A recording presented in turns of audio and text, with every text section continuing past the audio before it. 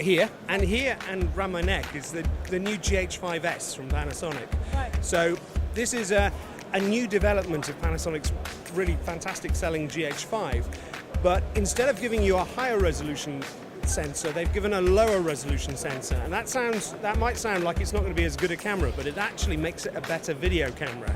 So the GH5 has to be both a stills camera and a video camera. The GH5S is really designed for video shooters, especially for video shooters. So it's got some unique features which you don't get on the GH5. So a 5S, the best thing about it is you can shoot in very low light. So if you're doing events where you're covering discos, if you're doing a wedding where you could be moving from shadowy areas to very bright areas, or a dark church, or even shooting in caves or shooting late at night doing wildlife stuff, the 5S is going to give you much better low light performance. It gives you about 3 stops more performance, so it can work in a third of the light of the GH5. Wow. So you also get better slow-mo. You can shoot it up to 240 frames a second in HD. So fantastic if you're analysing your tennis swing, or if you just want to do slow-mo for effect.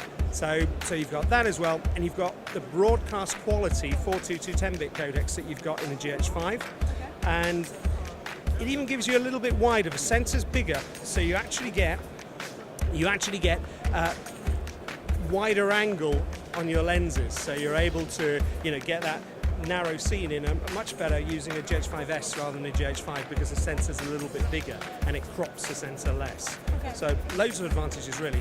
One thing you lose, the GH5 has got in-body stabilization, so if you're doing lots of vlogging, if you were doing a handheld shot, it would be better to use a GH5 than the 5S, but for all the other advantages I'd prefer the GH5S. If you did want to use this, let's say for vlogging or blogging, or... Well, of course, there's a huge range of decent camera stabilizers on the market now. So something like the Ziontech Crane 2 gives you a one-handed gimbal, which will give you fantastic stable shots, a lot better than you could do without it. So you can still use this camera. I'm old school, I still use a tripod.